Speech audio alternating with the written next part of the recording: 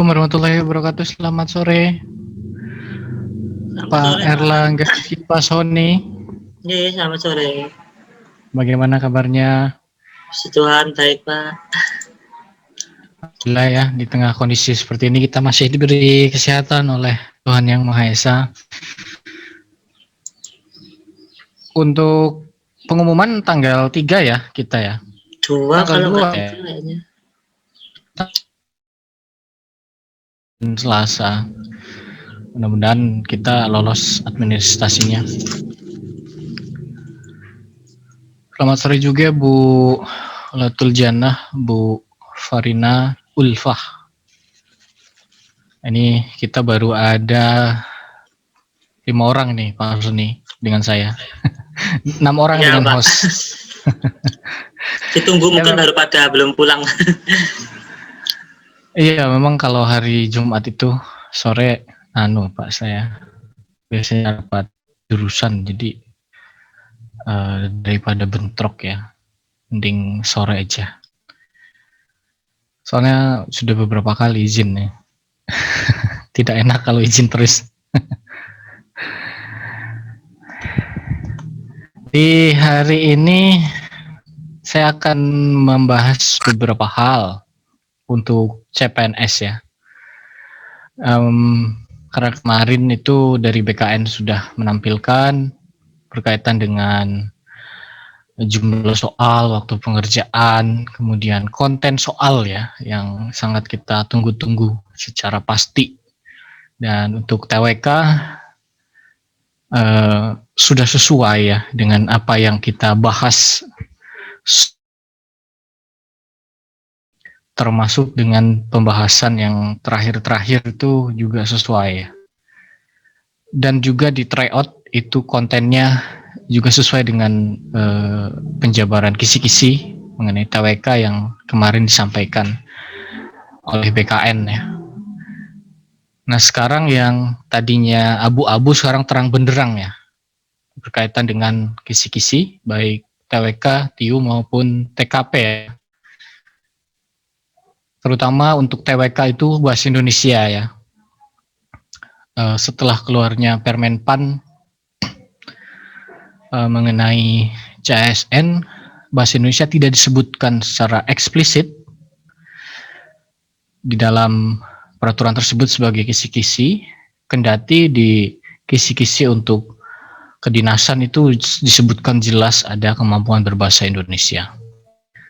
Tetapi dari awal kita program ya Pak Sony, kita sudah membahas juga itu cukup lengkap mulai dari materi sampai ke pembahasan soal-soal bahasa Indonesia. Dan barangkali Bapak Ibu yang belum ya, yang belum melihat videonya, saya sarankan untuk bisa nanti melihat materinya di video ya.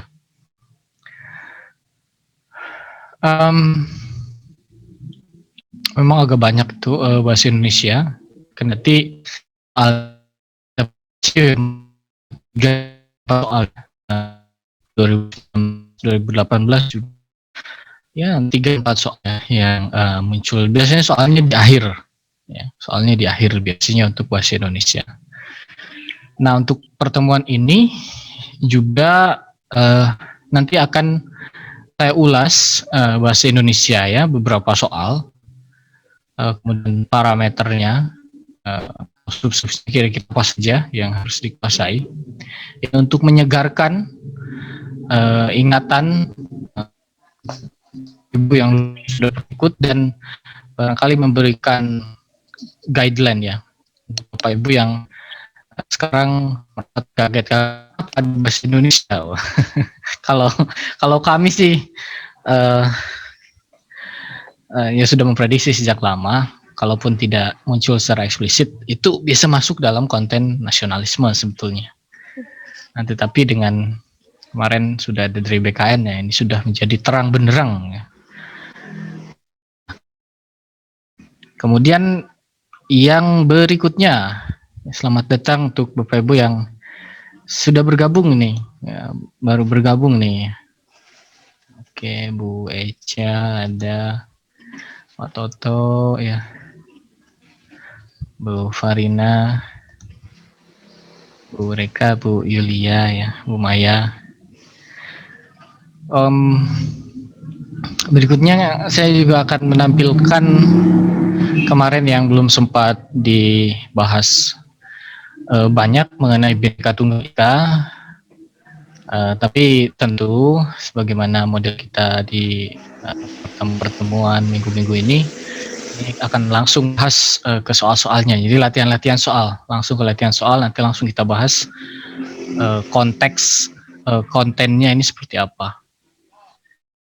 Mengapa saya bilang ini pengayaan ya, supaya sudah lebih merasa real lagi untuk persiapan tes. Kemudian yang berikutnya barangkali nanti bela negara. Tapi untuk bela negara barangkali mudah-mudahan ada waktu untuk nanti saya bahas materinya, karena bela negara ini konteksnya baru karena mengacu pada ketentuan yang baru tahun 2019 ya, gitu. Dan nanti kita coba sambungkan atau kaitkan dengan soal-soal. Ada 3 aspek di pertemuan ini yang mau kita bahas. Ada Bhinneka Tunggal Ika, ke soal-soal, kemudian bahasa Indonesia, parameter dan soal. Dan kemudian bela negara ya, terutama untuk kontennya dulu. Meskipun materi mengenai bela negara sudah ada juga di video ya, tapi saya ingin memberikan guideline nanti, hal-hal yang sangat penting untuk dipahami supaya tidak salah kaprah karena ada ketentuan yang baru. Begitu Bapak Ibu. Tapi coba ya, saya akan tampilkan dulu hasil rapat. Barangkali ada Bapak Ibu yang kemarin belum tahu update terbaru ya mengenai hasil rapat BKN atau sosialisasi dari BKN berkaitan dengan CASN. Mana ini sudah ya? Nah ini sudah muncul ya. Sudah muncul ya Bapak Ibu? Ya sudah. Di waktu sudah ya Pak Sony. Untuk waktu pengerjaan sama seperti yang sudah kita gembar-gemborkan di beberapa waktu yang lalu setelah keluarnya peraturan, memang 100 menit ya untuk pelamar umum ya. Kalau disabilitas nanti 130 menit. Pantar ya. Kemudian untuk passing grade ya, yang kemarin juga itu 65 dengan juga menjadi parameter meningkatkan adalah di TKP. Itu juga kira Bapak Ibu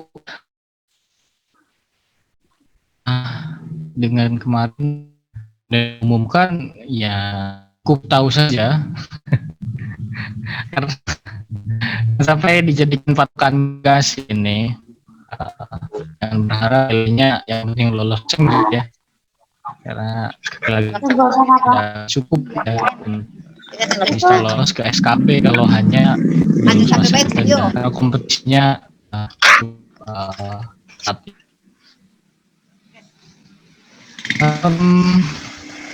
kemudian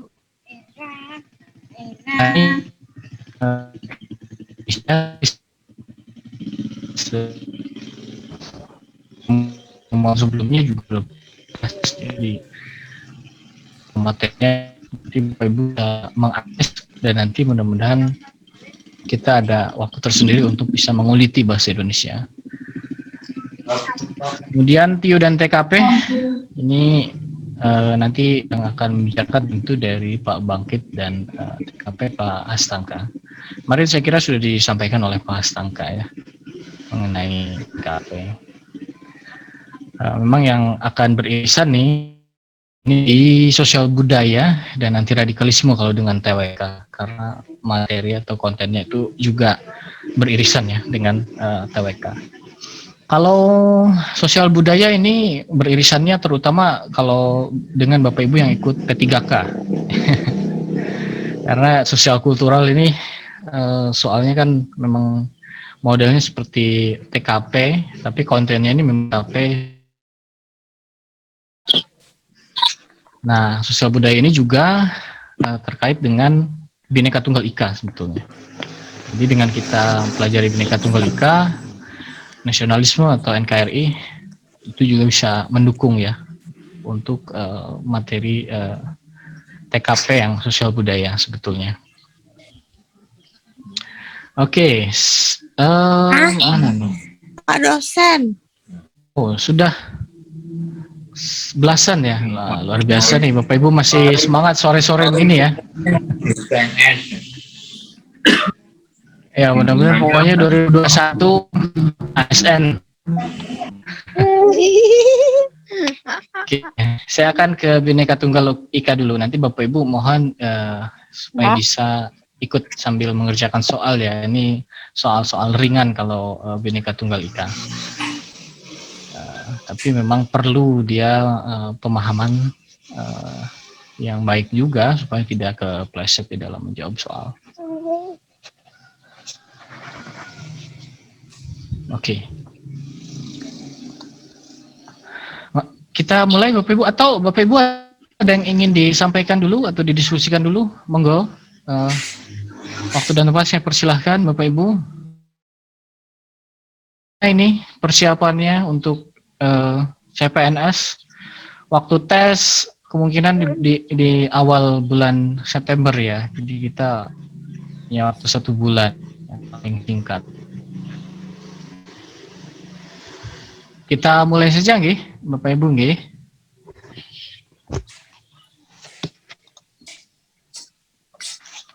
Di sini ada sekitar lebih dari 20 soal. Ya, ini untuk materinya nanti akan saya sisipkan nggih Bapak Ibu di PowerPoint-nya, atau Bapak Ibu bisa juga mengakses video atau materi yang ada di web ya. Di sana juga baiklah, dari yang kiri paling atas nih makna berbeda-beda suku bangsa bersama dalam kemajemukan, bersama dalam perbedaan kebudayaan. Tapi satu ya. Nah, itu makna apa istilahnya? Leksikalnya ya sebetulnya. Ini istilah Bhinneka Tunggal Ika kan sudah sejak zaman Majapahit. Ya. Dibuat oleh siapa nih istilah Bhinneka Tunggal Ika? Bu Prabangsa. Salah. Bu Prabangsa. Bu Prabangsa. Kitabnya apa? Kita Pak suara Pak Ardi ini sepertinya. Kitabnya apa Pak Ardi? Negara Kertasoma.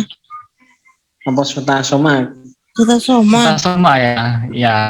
Kertasoma Negara Kertagama. Jadi Bhinneka Tunggal Ika itu kalimat lengkapnya Tunggal Ika Tanhana Dharma Rua. Dia memang sudah ada sejak zaman Majapahit. Dulu dibuat itu untuk mengatur supaya warga Majapahit itu bisa akur ya, terutama antara Buddha dan Hindu Siwa di sana karena ada beda agama juga di zaman itu. Di makna Tanhana Dharma Mangrua kan tidak ada kebenaran yang mendua. Itu kalau kita lihat teks lengkapnya sebetulnya yang benar itu ya benar, baik itu berasal dari agama manapun, sehingga tidak perlu menjadi sumber konflik lah, kira-kira begitu. Meskipun berbeda-beda tetapi tetap satulah itu gitu ya. Itu Bhinneka Tunggal Ika. Nah, itu konteks sejarahnya juga Bapak Ibu ya. Nanti yang belum kuat ya, mengenai Tunggal Ika. Oke, soal yang bawahnya Bapak Ibu, lambang negara Indonesia adalah Garuda Indonesia atau Garuda Bhinneka Tunggal Ika sebagaimana tercantum dalam Undang-Undang Dasar 45 Pasal 36A yang merupakan hasil amandemen 1, 2, 3, 4, 5. 4. Amandemen sampai 4 aja ya. 5 masih OTW. Ini amandemen kedua ini Bapak Ibu ya. 36 pasal 36. Oke, ini hafalan kan sebetulnya beririsan dengan Undang-Undang Dasar. Kita lanjut lagi ke soal berikutnya ini. Masyarakat Indonesia memiliki kearifan lokal yang beragam pada setiap daerah. Tiap daerah memiliki pola hidup yang berbeda. Misalnya dalam kegiatan ekonomi ada yang mengembangkan sektor pertanian, perikanan, dan perkebunan. Kondisi tersebut dipengaruhi oleh faktor tradisi masyarakat, lapangan pekerjaan, sempitnya daya manusia, keterampilan masyarakat, atau faktor geografi.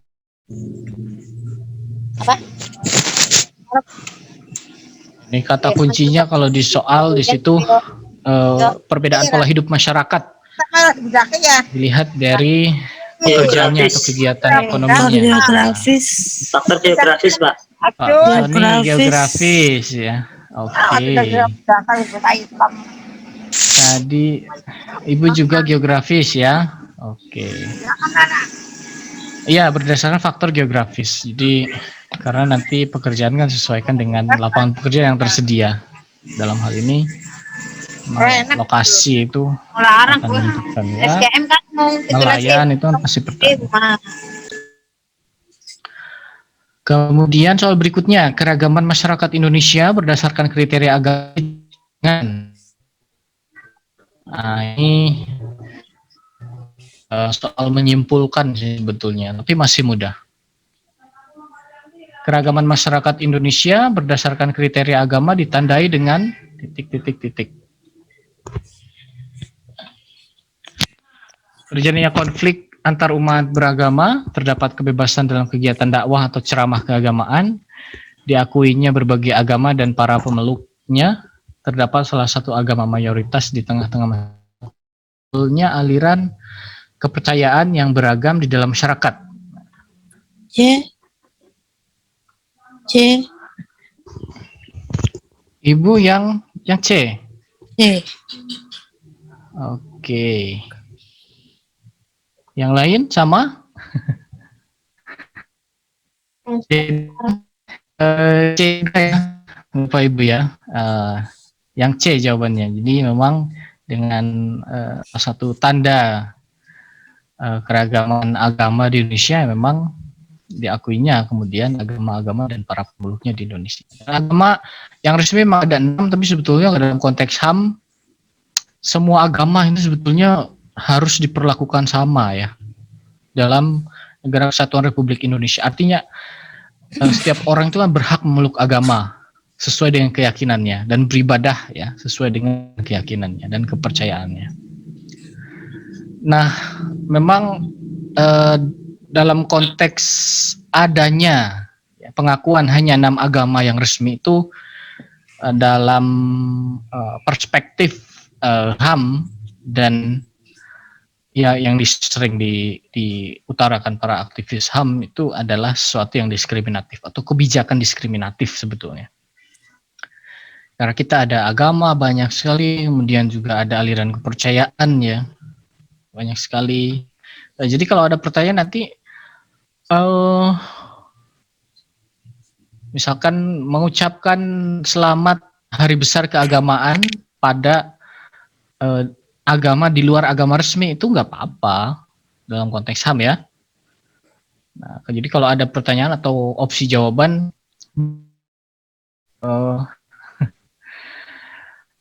wujud dari toleransi antar umat beragama di Indonesia. Mengucapkan selamat Hari Besar Keagamaan kepada pemeluk agama di luar 6 agama resmi, ya, itu masuk juga nggak apa-apa. Gitu ya Bapak Ibu.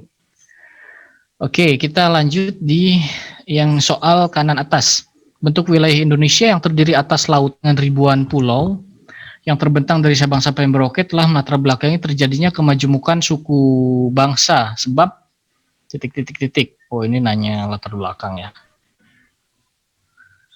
Terdapat kesenjangan sosial antar wilayah, terdapat perbedaan iklim, terdapat kesenjangan budaya antar daerah, tersendatnya komunikasi antar wilayah terjadi isolasi geografis. Yang paling logis yang mana Bapak Ibu? Ini ada kata kunci di soal sebetulnya.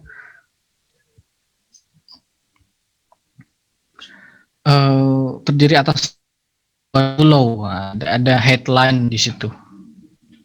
Ada keyword. Yang E. Yang E ya, Pak Sony E juga ya. Itu Ya, Yang betul. geografis.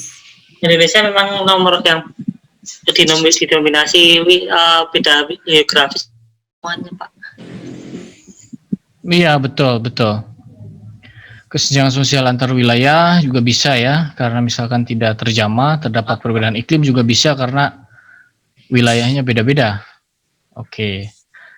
Nah, tetapi dalam konteks coba kita lihat satu-satu dengan kesenjangan sosial antar wilayah itu kan dalam konteks ekonomi ya, konteks ekonomi. Nah, ini sebetulnya sangat dipengaruhinya bukan karena wilayah ya, menurut saya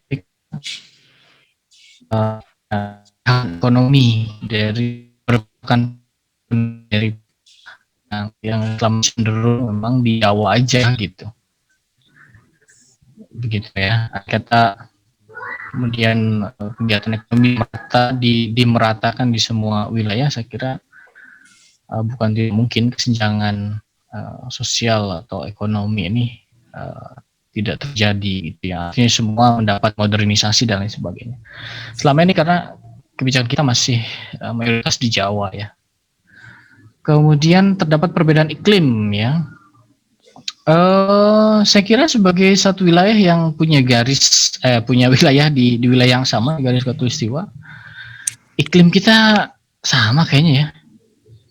Iya, tidak Bapak Ibu ya, sama lah kita. Musimnya dua gitu, tidak ada yang tiba-tiba jadi musim salju. Jadi iklim tropis kita. Kemudian terdapat kesenjangan budaya antar daerah. Nah, kesenjangan budaya ini maksudnya gimana ya? Apakah terdapat yang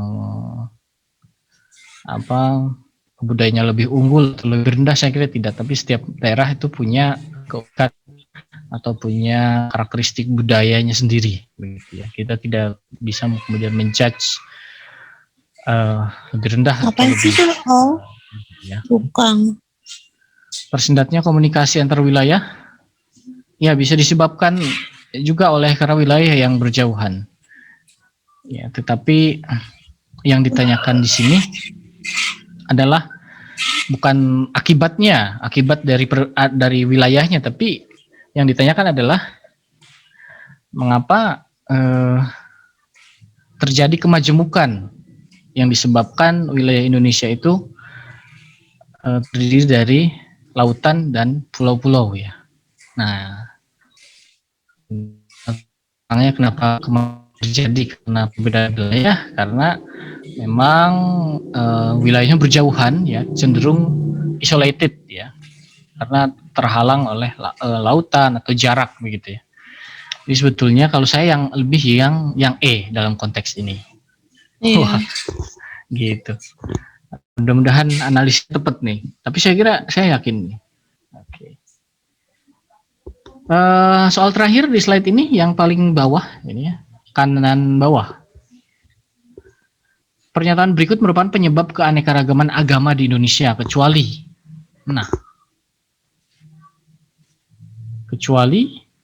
pengaruh budaya asing. Pada masa lampau Indonesia merupakan jalur perdagangan, letak Indonesia yang strategis sehingga mendorong bangsa asing untuk datang, atau kondisi Indonesia yang terdiri dari ribuan pulau, atau perbedaan kondisi geografis. C. Pak Sony yang C. Trafo.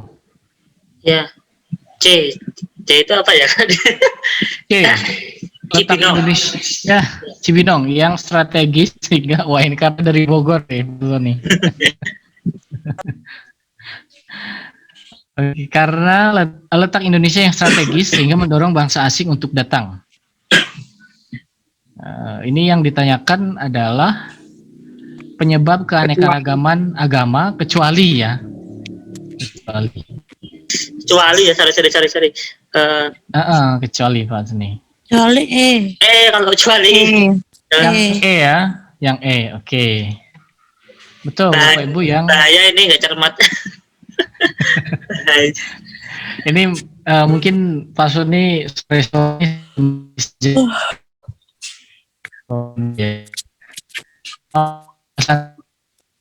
ini kalau tes ini hati-hati dengan model-model soal seperti ini.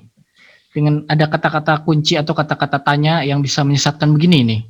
Memang yang bukan kecuali itu yang tidak termasuk.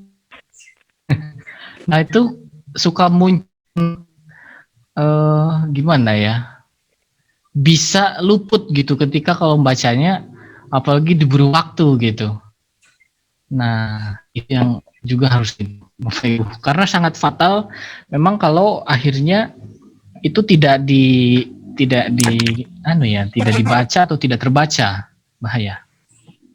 Akhirnya nanti pemahaman salah.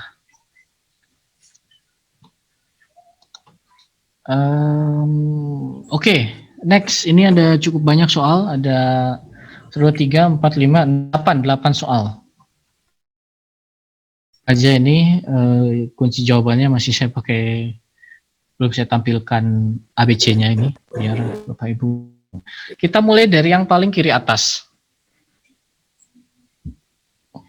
Kondisi masyarakat Indonesia yang terdiri atas beragam suku bangsa dapat menyebabkan konflik antar suku bangsa yang didorong oleh etnosentrisme. Hal tersebut akibat dari perbedaan budaya, keturunan, pekerjaan, agama, ekonomi. Budaya ya. Etnosentris kan etnis, nanti terkait dengan kebudayaan atau kultur.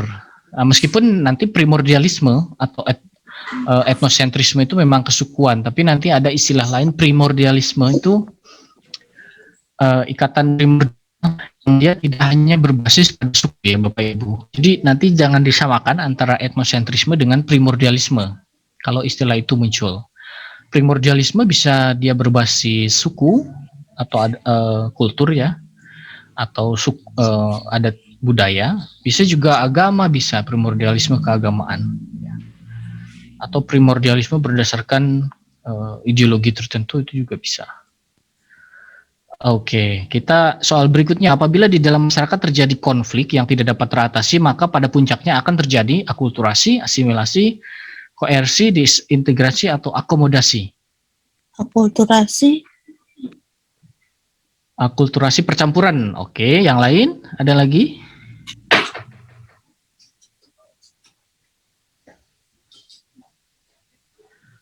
Iya, akulturasi, asimilasi itu Itu yang nomor 2 paling kiri ya Pak ya, tengah ya Pak. Betul. Iya betul Pak Sony, yang ini, yang di bawahnya ini, kiri bawah. Kalau nggak eliminasi C dan D yang harus dikasih lagi itu. Antara C dan D ya. Iya. Nah, memang yang konflik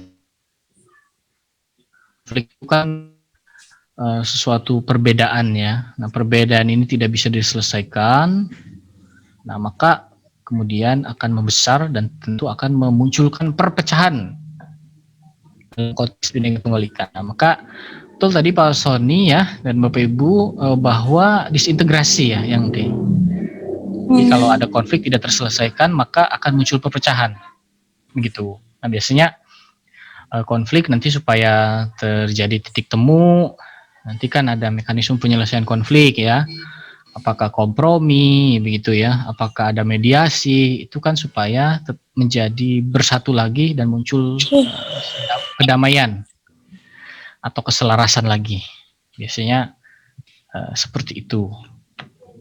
Baik, yang berikutnya proses peleburan dua atau lebih kebudayaan yang berbeda menjadi satu kebudayaan tunggal yang dirasakan sebagai kebudayaan milik bersama merupakan proses. Nah, ini yang berkaitan dengan apakah akulturasi, amalgamasi, asimilasi, akomodasi, atau primordialisme. Akulturasi.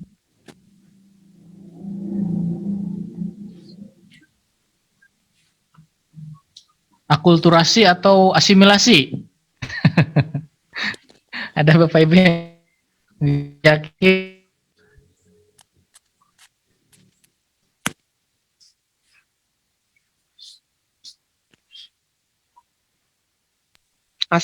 Asimilasi. Asimilasi ya apa ya?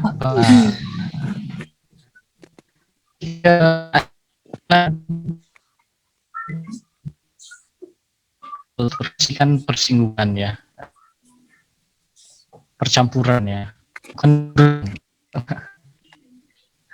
Oke, ini yang asimilasi. Kemudian yang tengah nih, Bapak Ibu, yang tengah ada dua soal. Yang atas dulu, masyarakat Indonesia yang majemuk memiliki potensi terjadinya konflik akibat keberagaman perbedaan. Konflik dalam masyarakat tersebut dapat diminimalisasi apabila perbedaan yang ada dalam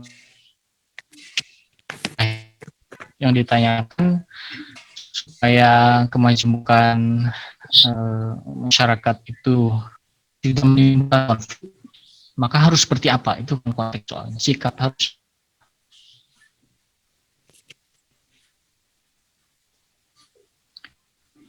Oh, putus-putus. Apakah putus-putus? Iya, Iya, tadi Pak. Iya, saya pikir suara putus-putus. saya. Ya, saya pikir tempat saya. Dari kemarin saya juga gini. Wow, ternyata sinyal saya nih ya. Oke, sebentar. Masih putus-putus kah? Saat ini aman. Saat ini aman. Oke. Kalau enggak, soalnya saya mau ganti jaringan ini. Tapi kalau masih oke, kita lanjut dulu ya.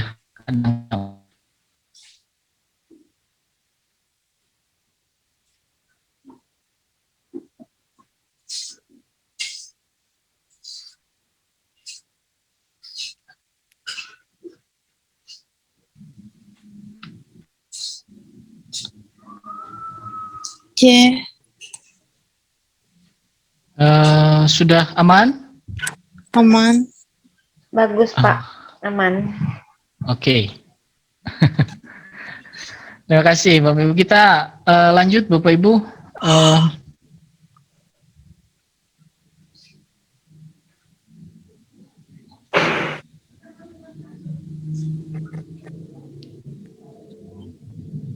Oke. Yang tengah jawabannya ini untuk mencegah konflik karena kemajemukan tentu adalah sikap saling menghormati dan menghargai perbedaan antar warga masyarakat ya. Itu sangat penting karena ini supaya tidak terjadi konflik. Yang berikutnya, alasan semangat nasionalisme diperlukan dalam kehidupan masyarakat majemuk adalah alasan semangat nasionalisme diperlukan dalam kehidupan masyarakat majemuk adalah karena apa ini Bapak Ibu? A, B, C, D, E.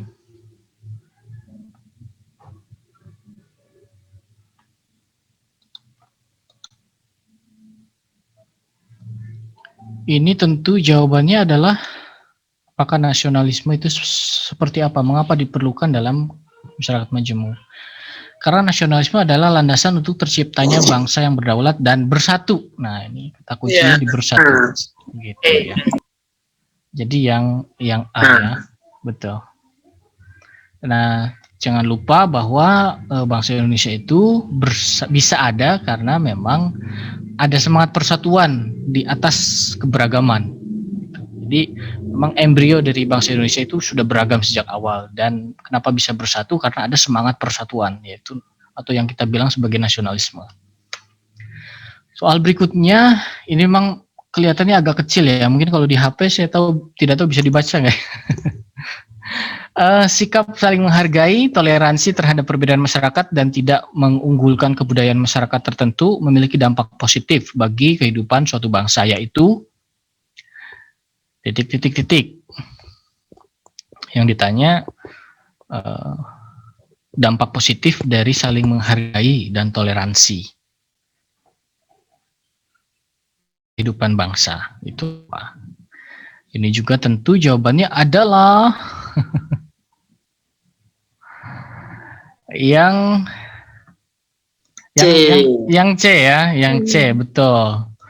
Integrasi bangsa akan tetap terjaga. Integrasi itu kan persatuan. Nah, tadi di soal sebelumnya bahwa kalau tidak ada persatuan bisa terjadi disintegrasi. Jadi begitulah, putar-putar begitu ya. Harus siap nanti dengan soal Bhinneka Tunggal Ika yang modelnya semacam ini.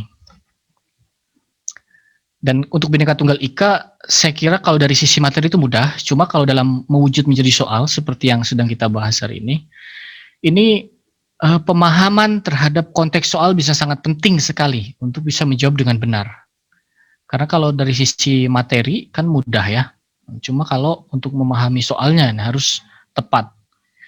Kemudian 13, ya, bangsa Indonesia merupakan bangsa yang majemuk. Meskipun demikian, masyarakat dapat bersatu dalam kemajemukan sosial budaya karena memiliki titik. Sifat primordialisme, bahasa daerah yang sama, kebudayaan yang sama, asal-usul dan ciri fisik yang sama, atau ideologi yang sama. Ya, ideologi yang sama ya, tadi ada yang menjawab ideologi yang sama. Betul ya Bapak Ibu.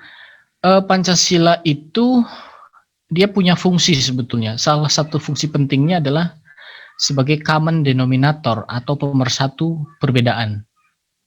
Jadi ideologi itu kan sesuatu yang diyakini kebenarannya dan berisi nilai-nilai, keyakinan-keyakinan, prinsip-prinsip yang diyakini kebenarannya dan menjadi tujuan atau sesuatu yang ingin diwujudkan dalam kehidupan. Sehingga kemudian mempengaruhi kehidupan atau perilaku manusia atau masyarakat. Nah, dalam konteks ini, mengapa bangsa Indonesia ini di tengah perbedaan tetap bersatu? Karena ada ikatan pemersatu. Nah, dari mana ikatan pemersatunya? Dari ideologi yang sama, dari Pancasila. Makanya Pancasila punya julukan atau punya fungsi sebagai pemersatu perbedaan atau common denominator. Itu salah satu fungsinya. Nah, itu nanti hati-hati juga kalau muncul istilah common denominator.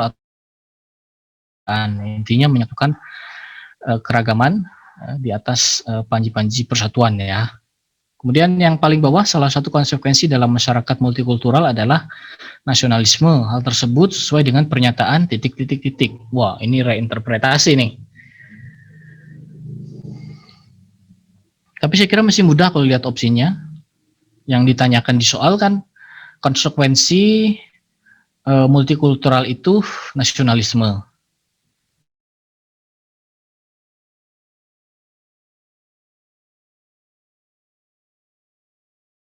Kultur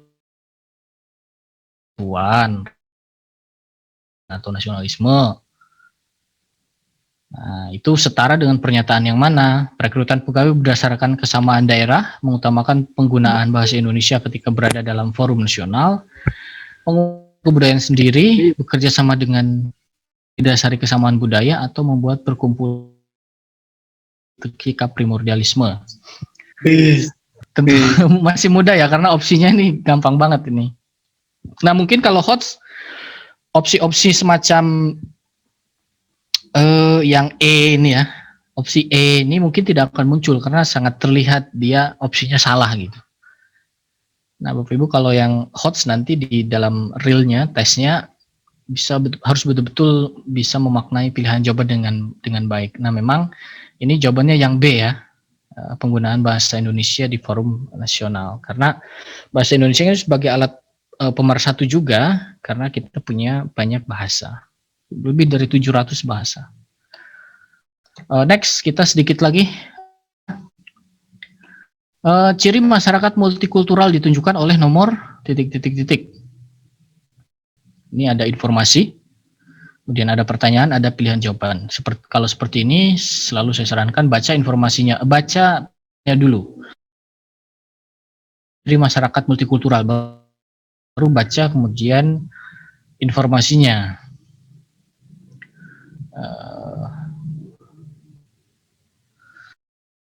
Ciri masyarakat multikultural, kurang mengedepankan musyawarah untuk mencapai mufakat. Kemudian ada kecenderungan melakukan dominasi terhadap suatu kelompok, memiliki karakter yang hampir sama dan seragam.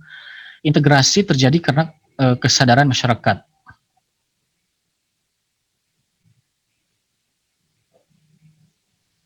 Nah, kalau masyarakat multikultural ini opsi yang paling benar, yang nomor 4 ya. Berarti antara C atau E, integrasi terjadi karena kesadaran masyarakat. E.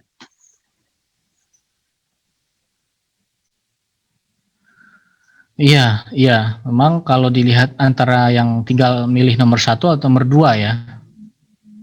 Nomor 1 atau nomor 2. Nah, tapi kalau kita lihat memang ini 1, 2, 3 nggak cocok semua ya. Nah, kalau terjadi seperti ini, cari yang memang paling mungkin. Ini nanti bisa ke opsinya yang E ya. Oke.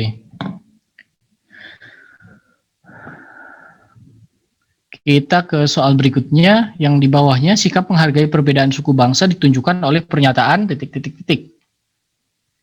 Masih mudah melakukan diskriminasi diri, meremehkan budaya yang berasal dari masyarakat lain, kebudayaan sendiri, atau memberikan apresiasi terhadap pertunjukan kesenian dari kebudayaan lain. Tentu yang paling masuk ya, yang E ya, yang E jelas nih Bapak Ibu, sangat mudah. Mudah-mudahan soal yang seperti ini yang banyak muncul. Tapi harus hati-hati, harus siap-siap. Mungkin bisa lebih sulit nanti pada saat tes. Integrasi nasional dapat, kita lanjut ya, integrasi nasional dapat diwujudkan dalam kehidupan masyarakat majemuk apabila ...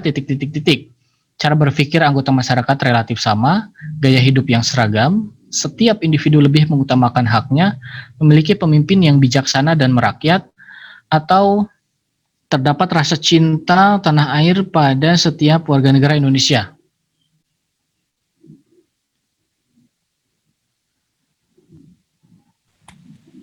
Oh, ini prasyarat ya. Integrasi itu bisa terwujud apabila gitu ya. Oh, apabila yang E ya, yang E betul. Nah, Bapak Ibu kalau bisa memaknai pilihan jawaban dengan baik, pasti mudah. Oke, kita lanjut lagi. Integrasi dapat terwujud dalam masyarakat apabila dilandasi oleh. Oke. Ini yang ditanya sekarang landasannya ya. Dilandasi oleh apa? Apakah semangat saling mempertentangkan budaya, keinginan saling berkompetisi secara sehat? Ada yang menjawab D ya. Oke. Yang D apa? Adanya semangat untuk menciptakan persatuan dan kesatuan. Nah, ini yang benar ya. Oke. Kemudian yang berikutnya, penggunaan bahasa Indonesia dapat menjadi salah satu faktor terbentuknya integrasi masyarakat. Bahasa Indonesia telah menjadi pemersatu warga negara Indonesia dan telah menjadi simbol kebanggaan masyarakat. Bahasa Indonesia sebagai bahasa negara diatur oleh Undang-Undang Dasar 45 pasal, ini konteksnya nanya pasal ini. Pasal berapa Bapak Ibu? Ini langsung saja karena hafalan ya. ABC 35 atau 36? C kayaknya. Atau B, sekitar itu. Iya, ya ini agak atas dia. Dia ada di pasal 36 ya. Ada di pasal 36 yang B ya. Oke, jadi memang bahasa Indonesia terkait dia dengan nasionalisme, terkait dengan Bhinneka Tunggal Ika juga terkait. Oke, beberapa soal terakhir yang berikutnya yang kanan atas, secara horizontal kebinekaan masyarakat Indonesia dapat dilihat dari ... Perbedaan kepemilikan, kekayaan, dan jenjang pendidikan, perbedaan kedudukan dan jabatan di tengah masyarakat, perbedaan ras, suku, bangsa, agama, perbedaan jenis kelamin, ras dan tingkat pendidikan, perbedaan tingkat pendidikan dan kepemilikan.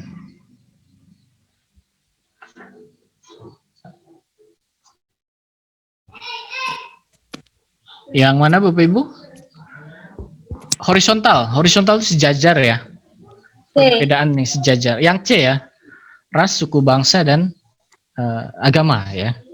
Betul. Jadi kan perbedaan itu ada vertikal, ada yang horizontal. Kalau yang vertikal tingkat pendidikan, tingkat kesejahteraan, ya, kedudukan, yang seperti itu vertikal. Apabila dalam masyarakat terdapat konsolidasi yang terdiri atas dua kelompok berlatar belakang etnis dan kebudayaan yang berbeda, maka akan berpotensi menimbulkan Konsolidasi itu kayak penyatuan untuk omong-omongan positif ya, berarti integrasi.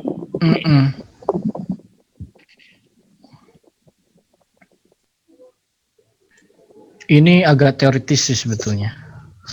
Tapi yang A ya, yang A Mas Sony, yang A, Iya. yang A. Nah itu betul tadi Pak Sony melakukan analisis terhadap konten di dalam pertanyaan soal ya. Nah itu memang penting Bapak Ibu ya, sehingga tadi seperti bisa melihat jawaban kalau kontennya itu dipahami. Konsolidasi di sini tadi dimaknai Pak Sony adalah sebagai upaya untuk bersatu ya di situ. Kan konsolidasi itu kalau kita kan ya di dalamnya ada komunikasi, ada upaya saling membangun kebersamaan gitu ya. Nah, sehingga itu terkait dengan integrasi. Karena diferensiasi kan perbedaan, kalau konflik sosial kan konflik, disintegrasi perpecahan. Kalau reintegrasi upaya penyatuan kembali ya. Artinya dulu pernah pecah, kemudian mau menyatukan diri kembali, gitu, Bapak Ibu.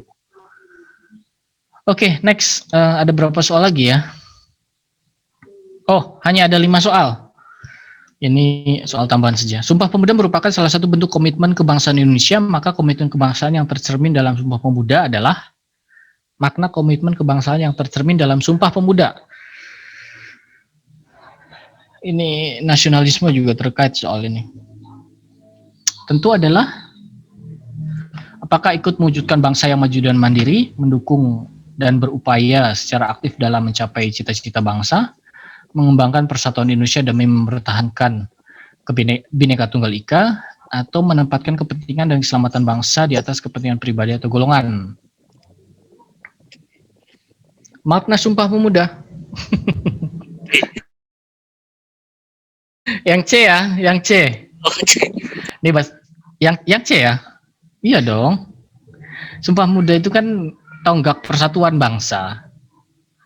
Tonggak persatuan bangsa, di mana kita di situ menyatukan diri ya, para pemuda itu berikrar menyatukan diri di atas perbedaan. Artinya maknanya adalah di persatuan Sumpah Pemuda itu. Oke, kemudian soal yang tengah. Bahasa Indonesia dijadikan sebagai bahasa persatuan untuk mengatasi komunikasi antar suku karena Indonesia memiliki banyak bahasa, bahasa Indonesia mudah dipelajari, bahasa Indonesia memiliki kosakata yang lengkap, masyarakat Indonesia belum mengenal bahasa Indonesia. Wah.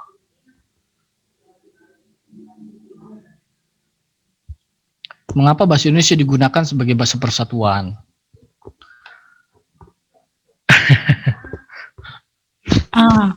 Yang A ya betul ya Ibu ya. Ya karena kita punya banyak bahasa daerah dan untuk bisa mengatasi itu dalam komunikasi antar warga digunakan bahasa Indonesia, makanya disebut bahasa pemersatu. Oke, tiga terakhir, sikap positif warga negara terhadap makna Bhinneka Tunggal Ika menyebabkan titik. Sikap positif warga negara terhadap makna Bhinneka Tunggal Ika menyebabkan kalau kita bersikap positif terhadap prinsip Bhinneka Tunggal Ika maka akan seperti apa gitu yang dengan bahasa yang lain. Jadi konflik, apakah Indonesia dipandang sebagai negara liberal atau lingkungan masyarakat menjadi aman dan tentram? Kulinya bangsa lain selain bangsa Indonesia. Tentu C. yang C ya, Bapak Ibu ya, benar ya? C. Betul ya, Mas Sony ya. Oke.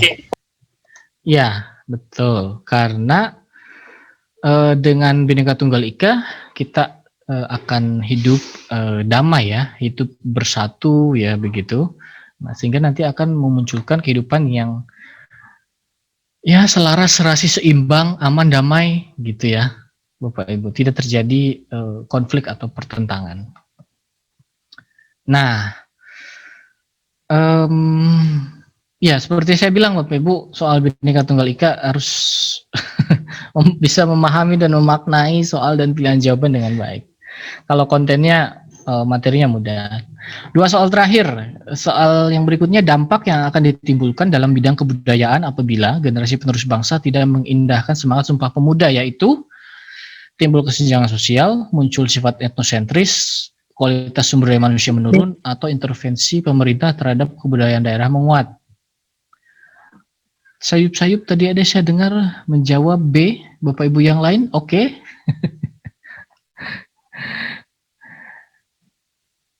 Sama ya, saya kira betul ya Bapak Ibu ya. Jawabannya adalah yang B ya. Jawabannya adalah yang B, munculnya sifat etnosentrisme. Etnosentrisme kan kesukuan. Karena tidak adanya semangat persatuan ya. Oke.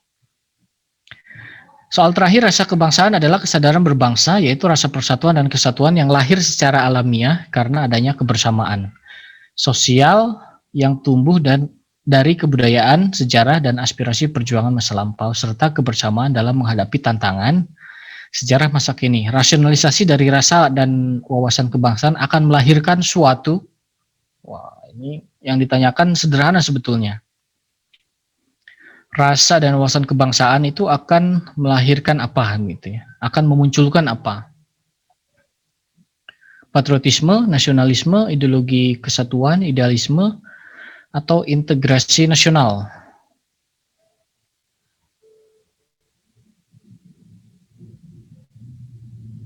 Integrasi mungkin. Integrasi, Bu. Oke, yang lain? Ada usul jawaban?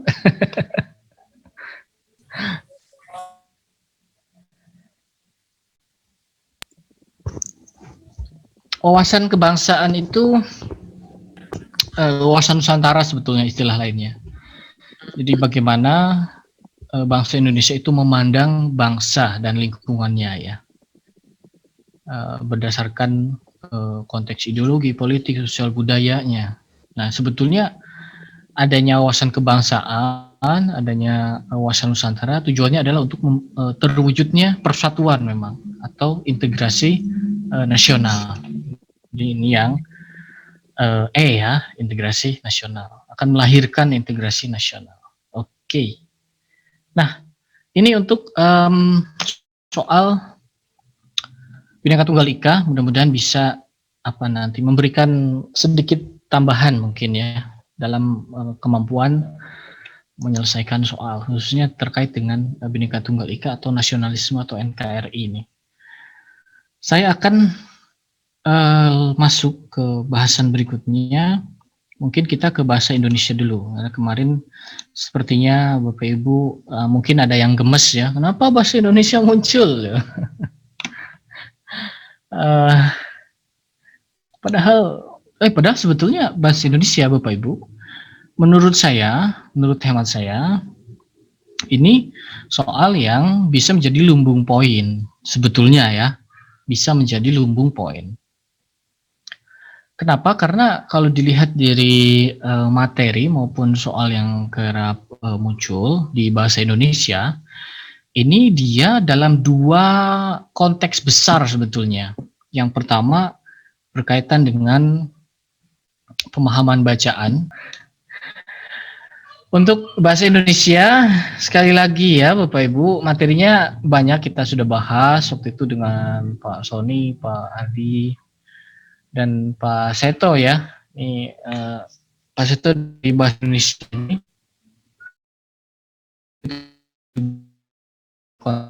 soal-soal bahasa Indonesia. Secara garis besar bahasa Indonesia itu soalnya paragraf, kemudian pemahaman bacaan, dan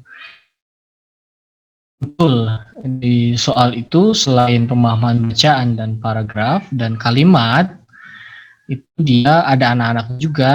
Kita waktu itu pernah bahas juga mengenai penggunaan tanda baca yang tepat ya, pemakaian tanda baca yang tepat, misalkan garis miring dan lain sebagainya, titik dan lain sebagainya. Dan waktu itu kita sudah membahas dengan update terbaru melalui PUEBI ya, karena di situ ada makna mengenai tanda baca. Yang berikutnya mengenai penggunaan huruf besar, huruf kecil dan lain sebagainya. Kemudian suara saya masih oke? Oke ya. Oke, terima kasih. Karena misalkan di dalam kalimat nanti yang ditanyakan misalkan membetulkan kalimat begitu ya. Itu kita harus jeli melihat juga tanda baca, lihat juga penggunaan huruf besar, huruf kecil, huruf miring, itu juga penting. Karena di dalam soal bahasa Indonesia nanti selain tanda baca kita juga harus menguasai penggunaan kata, mulai dari makna katanya, bagaimana menggunakan kata yang tepat di dalam kalimat, penulisan katanya juga harus diketahui. Kemudian kata ini kata yang baku atau tidak baku, ini kata yang bermakna konotatif atau denotatif. Tapi ini warna ungu. Kemudian terkait dengan kata depan, kata hubung ya, imbuhan, awalan. Karena ini nanti akan sangat dibutuhkan ketika ada soal yang berkaitan dengan membetulkan kalimat atau memilih kalimat yang baku atau tidak baku, atau menentukan kalimat efektif atau tidak efektif. Itu yang kerap muncul di soal. Nah, terkait dengan kalimat, memang nanti harus dikuasai bagaimana menyusun kalimat dengan baik dan benar. Mulai dari frasa, klausa, atau kalimat majemuk, atau apa namanya, grammarnya bahasa Indonesia itu istilahnya apa ya?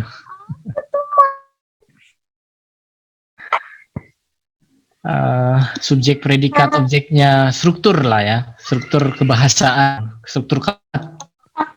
Nah, itu juga harus dikuasai supaya bisa memudahkan di dalam memahami konteks bahasa Indonesia ya.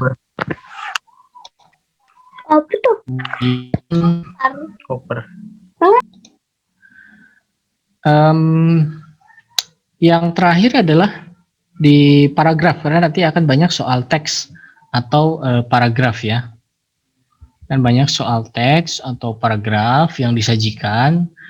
Kalau paragraf ini kan ya mulai dari tema yang tepat untuk teks ini, atau topik yang tepat dari paragraf di atas, atau juga judul yang tepat. Tentu yang sering kita temui mengenai ide pokok, gagasan utama, gagasan pokok ya. Ini nanti terkait dengan paragraf deduktif, induktif, dan beberapa macamnya. Kemudian melihat konten paragraf atau konten bacaan itu, faktanya, fakta di dalam teks itu apa, kemudian opini di dalam teks apa, kemudian bisa ditanyakan juga simpulan yang tepat untuk teks, ya. Atau juga pemahaman bacaan terkait dengan paragraf yang disajikan. Itu yang kerap kali muncul di dalam soal bahasa Indonesia. Di sini sebetulnya saya sajikan beberapa contoh ya, contoh-contoh soal, model-model contoh soal dari tes-tes terdahulu ya, yang barangkali bisa menjadi rujukan atau referensi untuk mempersiapkan diri mengenai bahasa Indonesia. Mulai dari melengkapi paragraf atau kalimat dengan kata yang tepat, ya, seperti soal yang ada di layar.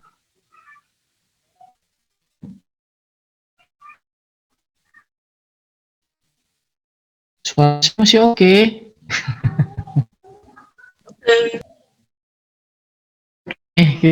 Misalkan kemudian juga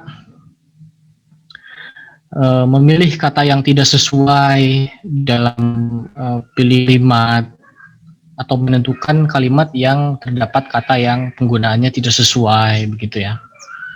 Ini contoh soalnya ada, bisa seperti itu. Atau kemudian makna kata dari kata yang terdapat di dalam teks ini maknanya maksudnya apa? Itu perpaduan itu pemahaman teks dengan pemahaman kata. Kemudian soal yang lain misalkan memperbaiki kalimat ya. Misalkan mengganti kata ini dengan kata ini begitu. Nah, itu kan butuh penguasaan pemahaman makna kata dan penggunaannya dan penulisannya. Biasanya yang sering jadi muncul dalam perbaikan kalimat biasanya yang jadikan pengecoh ya sebetulnya tidak pasti ya, tapi yang mudah untuk dijadikan soal itu misalkan penggunaan kata hubung ya, kata yang, kata dalam, itu kan kalau di depan kalimat dan dia mendahului subjek kan nggak boleh gitu ya. Sehingga kalau mendahului kata dalam, kata yang, kata hubung itu di depan atau di awal kalimat kan tidak boleh. Ya, atau kata dan. Nah ini seperti soal-soal yang ini, yang tengah ini. Kalimat yang jadi baku apabila diperbaiki dengan cara misalnya. Nah ini kan mulai dari pilihannya tanda baca, kemudian penggantian kata gitu ya. Di sini ada kata keterangan ya, kata benda, atau di sini ada kata hubung yang menjadi pilihannya. Tentu itu membutuhkan memang penguasaan kata kalau di sini ya. Terutama dalam soal-soal perbaikan kalimat atau kalimat efektif dan tidak efektif.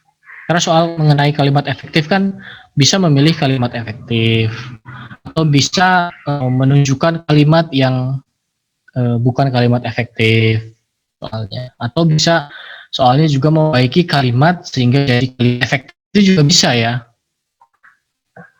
Ya, misalkan ada satu kalimat yang dia itu yang kali lebar, kemudian diminta untuk menentukan menjadi kalimat efektif itu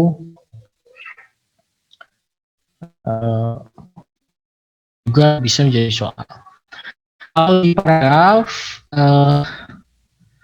ya pemahaman bacaan ya, pemahaman konten paragraf, kemudian juga ada ya tadi penentuan judul ya, penentuan topik, tema, kemudian juga gagasan utama, gagasan pokok ya, seperti di soal yang saya sajikan ini. Ini ada gagasan utama dalam teks tersebut ya yang ditanyakan. Kemudian ide pokok itu kan sama dengan gagasan utama ya. Kemudian ada yang ditanyakan simpulan dari teks. Kemudian yang ditanyakan juga muatan paragraf, misalkan fakta yang sesuai dengan teks di atas. Itu juga. Kemudian pernyataan yang tidak sesuai dengan teks itu kan pemahaman bacaan. Atau opini yang ada di dalam teks ya. Ya. Opini dan lain-lain. Kalau yang lain yang juga bisa muncul ya, mungkin yang beberapa kali sempat kita bahas dulu mulai dari penulisan gelar, daftar pustaka ya, kemudian juga peribahasa yang tepat, kalimat berkonotasi, denotasi, itu memang kita lacak soal-soalnya ya pernah ya kita temukan gitu, sehingga memang harus siap-siap. Nah, barangkali Bapak Ibu yang barangkali pemahaman mengenai bahasa Indonesianya belum kuat, setidak-tidaknya mulai bisa nanti menyaksikan materi video yang sudah ada sementara ini, sebelum nanti mudah-mudahan disediakan waktu untuk kita bisa bahas lebih kuat lagi ya mengenai bahasa Indonesia. Memang soalnya bisa muncul 3 atau 4 soal Bapak Ibu untuk bahasa Indonesia. Bu sekalian, untuk bahasa Indonesia Ini nanti filenya akan saya kirim beserta jawabannya. Dan salah satu tips sebetulnya untuk bahasa Indonesia ya, ini tips saja. Kalau bahasa Indonesia itu dia soal-soalnya akan bisa kita menambah wawasan pengetahuan mengenai bahasa Indonesia melalui pengerjaan soal-soal. Pengerjaan soal-soal, meskipun dalam mengerjakan soal juga tidak boleh hanya sebatas pada kebiasaan berbahasa sehari-hari bahasa Bapak Ibu ya, baik bahasa lisan maupun tulisan. Tetap harus dicari rujukan keilmuan yang juga relevan dan jelas ya, sehingga nanti dasarnya juga tepat ya Bapak Ibu. Nanti kalau Bapak Ibu di web barangkali ada yang merasa kurang materinya, tolong nanti bisa mengabari saya, mudah-mudahan saya bisa menyiapkan gitu untuk mungkin di pertemuan berikutnya akan saya ulas begitu, atau materinya akan saya share ke Bapak Ibu beserta contoh-contoh pertanyaannya. Barangkali untuk pertemuan ini kalau kita cukupkan bagaimana Nggih? Sebentar lagi akan adzan maghrib soalnya sepertinya ini.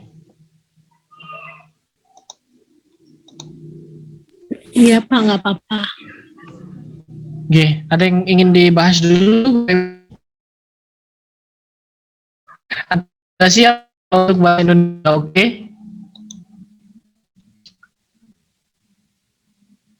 Oke, terima kasih Nggih. Untuk pertemuan berikutnya, mungkin kita akan persiapan untuk extra time. Yes, barang nanti 30 sampai 50 menit kita extra time untuk menambal pertemuan ini yang sedikit terkendala jaringan ya. Baik Bapak Ibu, terima kasih. Oh ya, terakhir tolong nanti ke tim edit itu yang tadi saya nyari-nyari jaringan tolong di cut aja ya. Terima kasih Bapak Ibu. Saya akhiri. Assalamualaikum warahmatullahi wabarakatuh. Selamat sore. Mohon kekurangannya dan terus belajar dan terus sehat Bapak Ibu. Seterusnya ya Bapak Ibu. Terima kasih. Saya mohon izin live duluan.